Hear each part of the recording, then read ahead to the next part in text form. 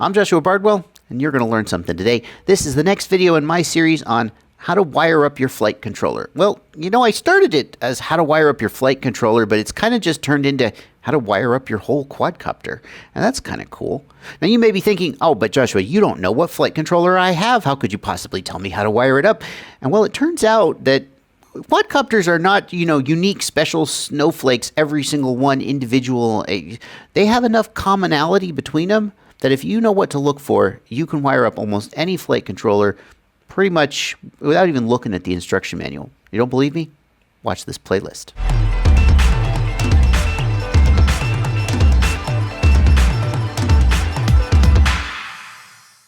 And today we are going to be talking about the receiver. So before we even get into the slides, let's just take a minute and make sure everybody knows what a receiver is and what it does. You hold in your hands the transmitter, and that thing has the sticks that you move, and those sticks are you telling the quadcopter what you want it to do. And the transmitter takes those stick inputs and it converts them into radio waves that it transmits out into the air, and the receiver receives those radio waves via its antennas, and it converts them into an electrical signal that it sends to the flight controller via a wire that you're going to connect to the flight controller.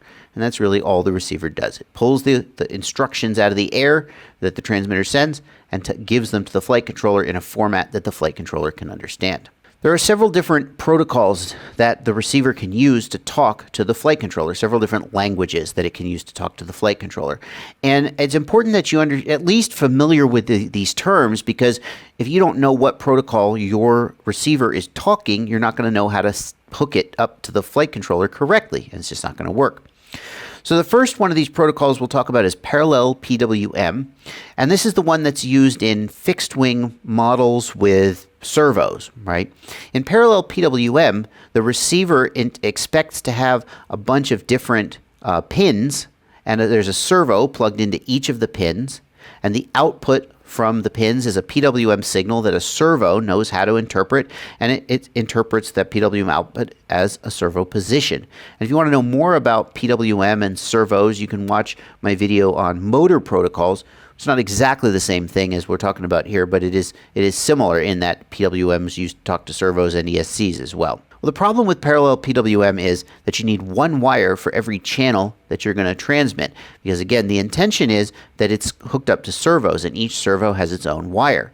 So if you've got 4 control channels, throttle, yaw, roll, and elevator, and maybe 2 aux channels for a 6-channel total receiver, you're going to need 6 wires coming out of it, and those 6 wires are going to connect to the flight controller, which is going to need 6 pins to receive them. And you can see that that's kind of a waste of space, number one, on the board. We've got 6 wires all going from the same place to the same place, right? Why not just have 1 wire? As opposed to with servos, where you have 6 wires going from the receiver, 1 to each servo, right? That's different. The other problem with parallel PWM is that it gives you additional room for confusion. If you don't have the wires, if you have any of the wires crossed, the channels won't be right, and it's just another place to screw things up. The next thing to come after parallel PWM was CPPM, sometimes shortened to just PPM. And the idea for CPPM is you take all those signals that you were putting on the individual wires of the parallel PWM and you multiplex them onto a single wire. Now, multiplex is a fancy word for just say you put them one after the other. Okay, so channel number 1, channel number 2, channel number 3, 4, 5, 6, 7, however many channels you've got, they're transmitted one after the other, and then we loop back around and we transmit them again. Okay, so it's a way of combining analog signals onto a single wire, and that was fantastic.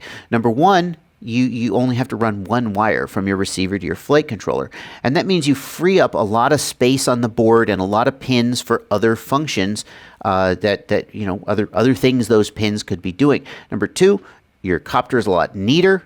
There's less weight for those of you who are trying to save every single gram, and it's one less thing to screw up. You can't physically cross the wires because there's only 1 wire.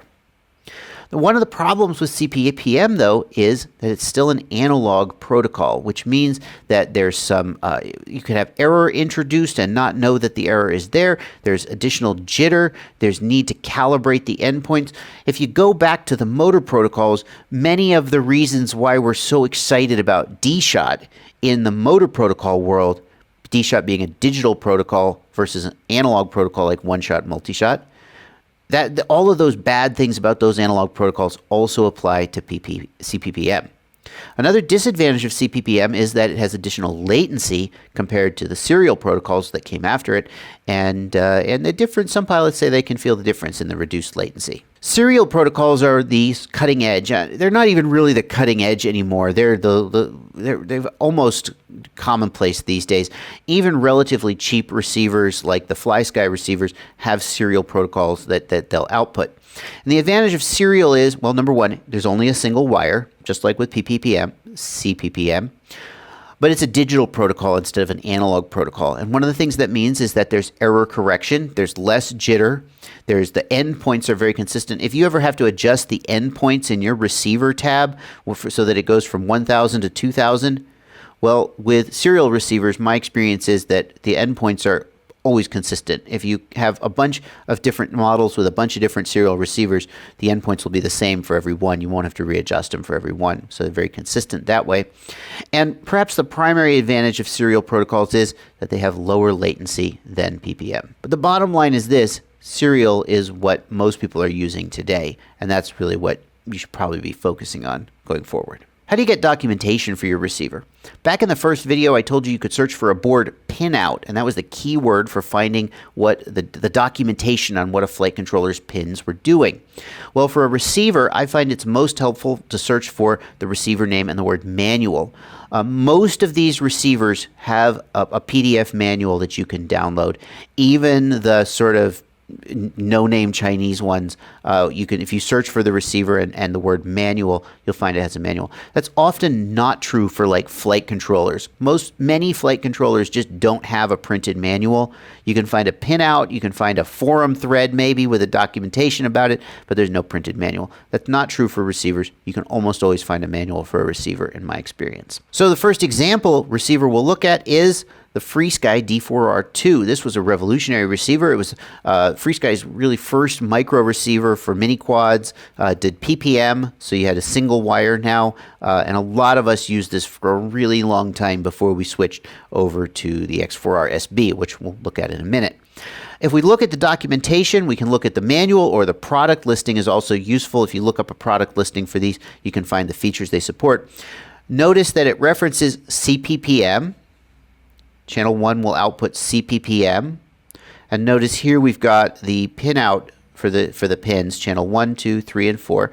So it's telling us here that channel 1 will output CPPM when channel 3 and 4 are connected by a jumper. So channel 3 and 4 are going to be these two pins here, and the receiver comes with a little jumper that you put on there to put it into PPM mode, and then it comes out signal number channel 1, and that's where your PPM signal is going to come out. Notice that nowhere in here do they mention any serial protocol like S-Bus or anything like that. This is a PPM only receiver. Well, that's not true. It also outputs PWM if you don't put the jumper on pins 3 and 4. Here is the FreeSky X4R SB. Now this is the S-Bus receiver from FreeSky, and we can take a look at the documentation for it. It shows the pinout here, channel 1, channel 2, channel 3, and the S-Bus output. So here, the lower left pins are going to be the S-Bus output, and you can also see on the printed cardboard of the receiver. You can barely read it here. It's easier to read in real life, but you can see here it says SB for the lower pin, the outside pin.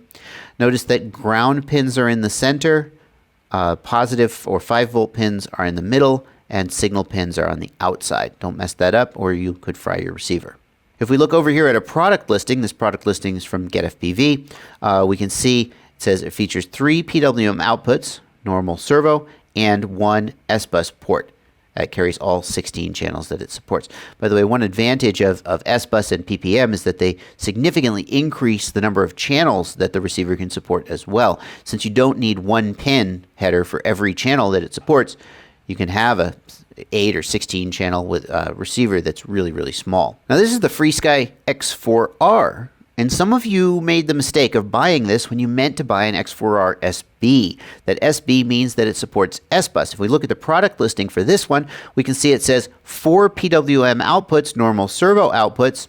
It does not mention S-Bus anywhere. This is not an S-Bus serial receiver. It is only outputs PWM, and that distinction certainly matters. Here's the Spectrum Race receiver, and this receiver is an example of something called a Spectrum satellite. So Spectrum has a thing it does. It's intended initially for great big models, massive airplanes, where you want to put a bunch of receivers all over the plane just to make sure that your $10,000 model doesn't crash. And the idea is that you put one receiver somewhere on it, it's your main receiver, and then you wire to multiple satellite receivers, essentially additional antennas for the receiver that you put maybe one on the left wing, one on the right wing, one on the tail, one, all over as many places as you want. And those satellite receivers communicate back to the main receiver via a serial protocol. And in fact, kudos to Spectrum. As far as I know, they were the first to implement a serial protocol for their receivers, specifically the satellite receivers. Well, mini-quad pilots looked at these little tiny satellite receivers and they said these would be great for us because at the time the receivers we were using were relatively large and heavy, and these little tiny but the problem was we didn't have a main receiver to put on there. And somebody hacked the code in CleanFlight to let CleanFlight just talk serial right to the satellite receiver as if CleanFlight was the main receiver. And that's why we call these satellite receivers. We're not using them as a satellite, we're using them as our main receiver, but that's how they were originally intended to be used. So this is the Spectrum Race receiver, which uses the Spectrum serial protocol. It's not actually intended to be a satellite receiver. In fact, I would be surprised if it even could act as one. But it uses that same protocol. We can see here under key features, and again, this is the product listing. I just found it on the Spectrum site. Serial port supports SRXL or remote/satellite receiver. And it is a micro serial receiver. These are the keywords that are telling us that this is not doing CPPM and it's not doing PWM. Well, you can tell it's not doing PWM. It doesn't have any pins. It just has that one little header right here. It couldn't possibly do PWM if it wanted to. But those are the giveaways that tell us that this is a serial receiver. And this is the Radiolink R10D, which if we read here, it clearly says it is S-Bus compatible. Notice it says channel 10 channel 10 is for S-Bus. If we go up here and look at the diagram, we can see channels 1, 2, 3, 4, 5, 6, 7, 8, 9, and these are the standard PWM channels for use with traditional servos. And then here we've got digital servo for HS mode, and we've got this signal positive and minus indicator on channel 10. And what it means by digital servo is S-Bus was originally not invented to talk to flight controllers, although it works really well for that. It was originally invented to talk to digital servos, where there's a single wire going from the receiver to the servos, and the servos are all wired up in a chain, basically, one after the other after the other. I guess the idea was that it would save you some wiring on your model. Instead of running one wire to every servo in sort of a fan-out configuration, you would go to this servo, back to that servo, back to that servo, and you're done. And it was the same digital protocol that we use today. So we see here digital servo only, but that's a keyword that means that it's using S-Bus. And we can be sure S-Bus is not the only digital servo protocol, but we can be sure that this is in fact S-Bus because the listing says S-Bus compatible. And then here is the FlySky FSIA-6B. Now, if you've got a FlySky transmitter on a mini quad, this is the receiver you want to be using. Actually, FlySky may have another micro S-Bus receiver that's even smaller, and in that case, that's the one you want to be using. But many of you will be using this one. Now, this one has PWM, it also has PPM, and it can be also made to do serial. So this is a 3-in-1. It's a heck of a receiver. And you can see we've got the standard PWM servo outputs here, channels 1, 2, 3, 4, 5, 6, etc. And we've got the 3-pin header that's used for standard servo plugs. And then channel 1 can also be PPM. You see it says PPM/channel 1. And then also you've got the iBus output, and iBus is the name for FlySky's serial protocol. And if you have a FlySky, that's really what you want to be using for all the reasons I talked about before. So you've got your receiver, and you figured out what protocol your receiver is going to be using. Now you have to connect your receiver to the flight controller. Where you connect depends on what type of receiver you're using. For PWM, few, if any, modern flight controllers support it, and we won't mention it again. Sorry. I know some of you out there, especially people who are new to the hobby, are still using a PWM receiver and want to find a flight controller that supports PWM. The problem is, like I said, it takes up so much room on the board to have all those freaking pins. The board designers just don't want to give up that space. They'd rather use it for other things.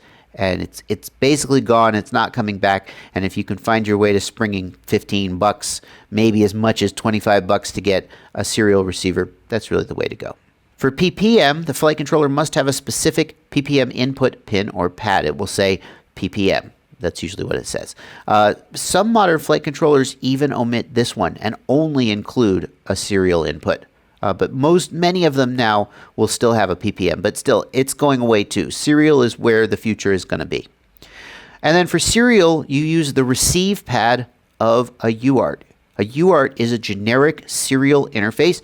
It can talk to your OSD, it can talk to your GPS, it can talk to any serial peripheral, and a serial receiver is just another serial peripheral. So we would use the RX pad on a UART. But hang on, not just any UART. For PPM input, there's only one place to put the signal wire, and that's the PPM pin. If you see a PPM pin, that's where you put your CPPM signal wire. For serial input, you're going to use a UART, and flight controllers have typically more than one UART. 2 or 3 is most common, although some have as many as 5, or I've even seen one, an F7 board with 10 UARTs. I don't know what you're going to do with 10 UARTs, but there they all were.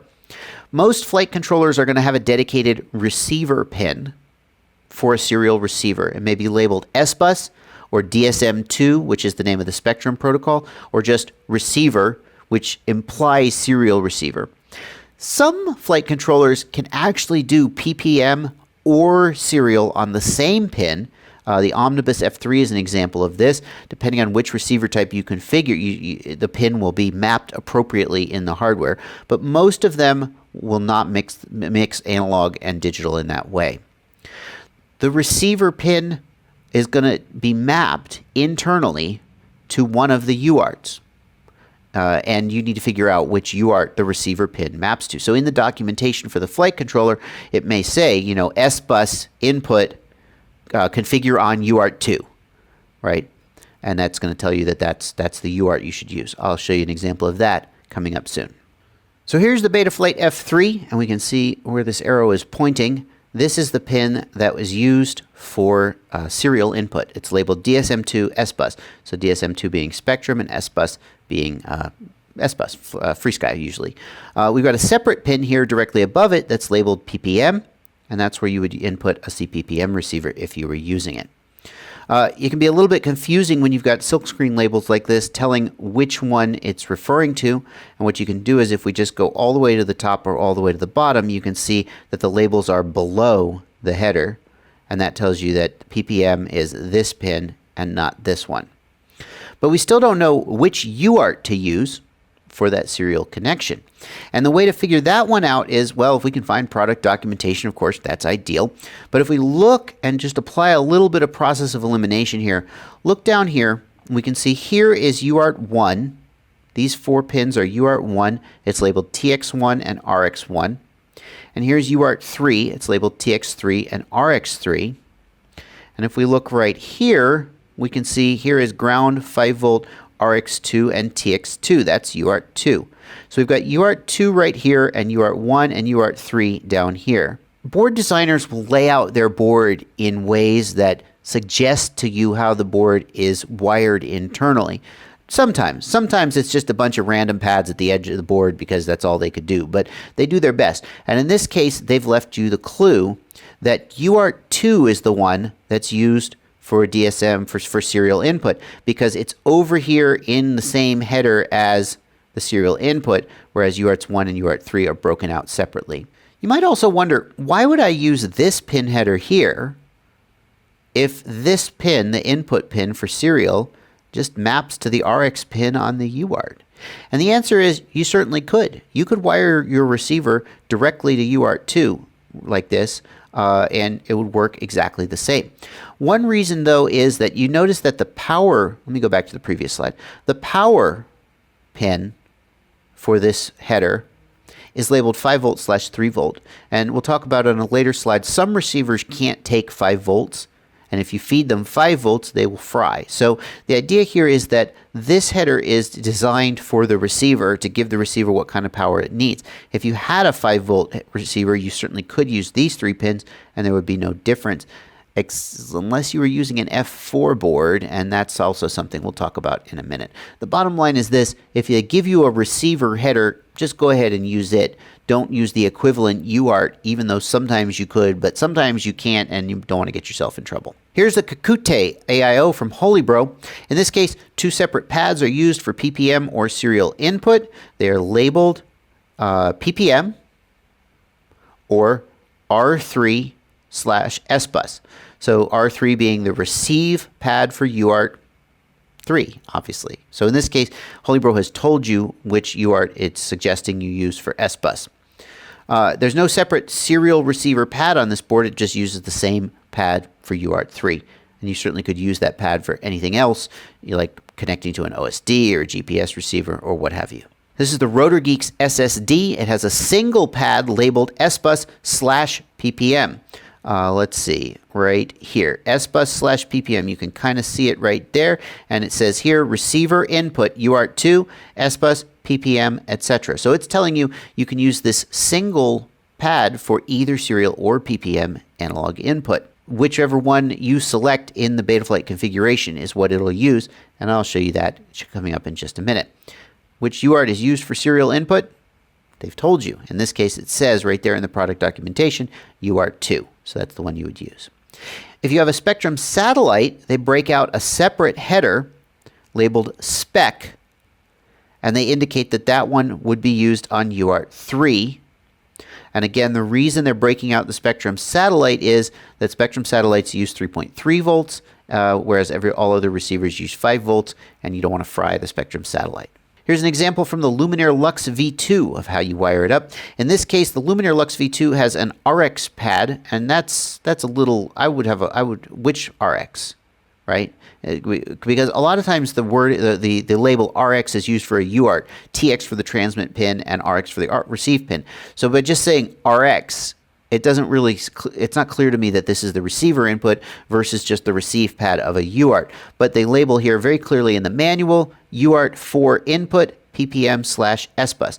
So again, they're telling you, just like with the RotorGeeks SSD, you can use this pad for either CPPM or a serial protocol if you so desire. 5-volt power, although you can see right here, it's labeled 5 volt, but here in the manual it says 3/5 volt. I'll show you how to change that in a minute. And ground. And here's the Furious FPV Radiance.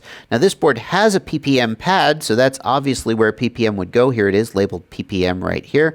But where serial would go is not obvious. There isn't a dedicated SBus pad.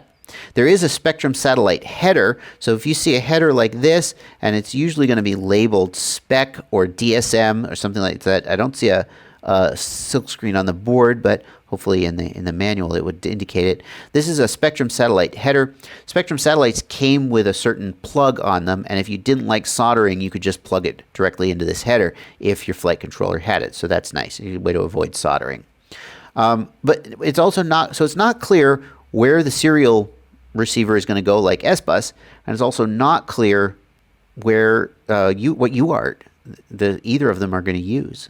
It turns out that you can't just use any UART for serial protocols. Sometimes you can, but sometimes you can't. And the reason for that is some serial protocols use standard signaling and some others use what's called inverted signaling. And some flight controllers can automatically configure inversion when you set the serial receiver type, and others can't. So if a manufacturer indicates that a certain UART should be used for a certain protocol, it's best to follow that recommendation. That's the bottom line. And this is especially true on F4 boards, which have some issues with inversion. So if we take a look at the documentation for the Furious FPV Radiance, you can see they indicate right here with Spectrum satellite, and they indicate right here that we should use UART2 RX for SBus and UART3 TX for SmartPort telemetry. But they still don't tell us what UART to use for Spectrum, do they? I do not see that anywhere. We'd have to keep looking if we want to do Spectrum on this board. As I alluded to earlier, you have to know what voltage to feed the receiver. Almost all receivers use 5-volt power, except for Spectrum satellite receivers, which almost always use 3.3-volt power. There are some third-party Spectrum-compatible receivers that take 5 volts, but if you use Spectrum, please assume that yours uses 3.3 volts and verify the heck out of it before you feed it anything other than 3.3 volts. If you have any other type of receiver, it's almost certain that the voltage range is something like 4 to 7 or 4 to 9 or 10 volts, and feeding at 3.3 volts won't hurt it, but feeding at 5 volts will be fine. We can always look at the product specifications, and we want to look for the voltage range or something like that, where it will say the rated input voltage. We can see for this Spectrum receiver, it's rated for 3.3 volts. If you feed 5 volts into a 3.3 volt rated receiver, you'll destroy it immediately, so don't do that. And if you're not sure, get your multimeter out and check what the voltage is before you plug it in. Right? Right. There's 2 ways of powering the receiver. One is to connect the receiver's power wire to a pad of the appropriate voltage. So we can just go find a 5-volt or 3.3-volt pad on the receiver, and we can just solder it up. And you can see there's a ton of 5-volt, and this is the Betaflight F3. There's just a ton of 5-volt pads here. We could just pick one and solder to it, and there we go. Of course, we would ideally use the one that's intended for it, and this one we can see can do either 5 volts or 3.3 volts. Now, how do you decide which is which? The answer is a thing called a solder bridge. And the solder bridges for the Betaflight F3 are right here, and we can see this one's labeled 5 volt, 3 volt, and there's 3 little solder pads in a row. And the idea is that you're going to apply solder. This is the Luminaire Lux V2 manual here. You're going to apply solder such that you bridge between these pads and connect them. And if you want 5-volt power, you bridge the middle pad with the 5-volt side. If you want 3-volt power, 3.3 volt, you bridge the middle pad with the 3.3-volt power side. Normally, bridging solder pads is a bad thing and destroys stuff, but in this case, you're intentionally doing it as a way of sort of flipping a switch, but it's much smaller and cheaper than actually putting a switch. And also, once you do it, it can't get accidentally flipped the wrong way and screw your stuff up. Hey, here's a little tip for you. If you've got a Spectrum satellite receiver and you're having trouble finding a 3.3 volt output on your flight controller, try using your multimeter to poke around at the bootloader button. Or if you don't have a bootloader button, but just naked bootloader pads, poke around into the bootloader pads. Usually, frankly, I think always, the bootloader is a 3.3 volt signal. And you can assume that you could power your receiver off of that if you so desired. It won't even get in the way of doing the bootloader. Just solder to the one that has 3.3 volts on it and leave the other one alone. If you need to push the button or bridge it, you'll still be fine. So you know what protocol you're using, you know what your receiver type is, and you've wired it up to the correct wires. The next thing you need to do is configure Betaflight or CleanFlight to work correctly. This is a place where people often have trouble, and it's more complicated than it needs to be. And I have to give credit to the Raceflight team. They have an auto detection process that seems to work pretty freaking good. You solder it up, you power up your receiver, and you hit detect, and it just figures out what UART it's on and what protocol you're using. It doesn't work perfectly every time, but the fact that it works reasonably well for a lot of people a lot of the time saves a lot of people like me a lot of questions. So Betaflight guys, figure this out. But for today, we're going to do it manually. And the first thing we need to do, if you're using a serial receiver, is you need to go to the Ports tab and enable Serial RX, that's this button here, and nothing else on whichever UART is correct for your FC, your flight controller, and your wiring. So notice MSP is disabled, telemetry is disabled, sensor input is disabled, peripherals are disabled, only Serial RX is enabled on the appropriate UART for how you've wired up your flight controller. Then you're going to go into the configuration tab and go to the receiver and set the receiver mode to serial-based receiver. If you're using PPM, this is where you'll set PPM RX input. And if you're using parallel PWM, that's where you would set that as well. And no, none of you are going to be using MSP RX input. That's nothing. I don't think anybody is using that. So we'll set it to serial. You won't be able to save this option unless you've enabled Serial RX in the Ports tab. So a lot of people are like, well, I went and I set serial-based receiver and I hit save and it just reset to back the way it was. That's because you haven't done this step yet. Until you enable Serial RX on a port, the serial receiver type is not valid and will not be accepted. So do this one first, hit save, then go to the configuration tab and do this one. And then finally, we need to set the serial receiver provider, which is in the configuration tab right below where you were. We're going to set SBus for SBus, Spectrum 1024 or 2048. Most of us should use 2048. I think 1024 is the older, like DSM-X or DSM-2, whichever came first. Try 2048 first, and it'll probably work. If it doesn't work, try 1024. And then there's iBus for you guys using FlySky. And there's a few others that probably none of you are using.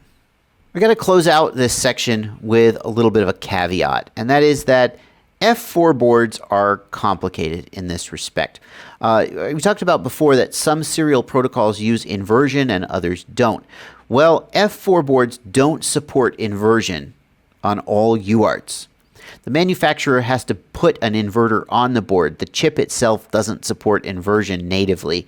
And the manufacturer is going to pick a UART that has inversion on it, and you got to use that UART if you're using a serial protocol that needs inversion. You guys who use FreeSky, yeah, bummer. You guys who use Spectrum don't care about any of this because your protocol is not inverted. It's a real shame for us FreeSky guys.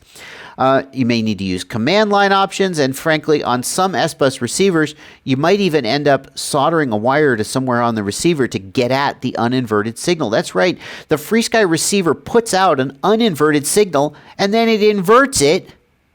Why? And then we have to uninvert it again. Oh, what a hassle. So here's an actual forum post about configuring the serial input on an Omnibus F4.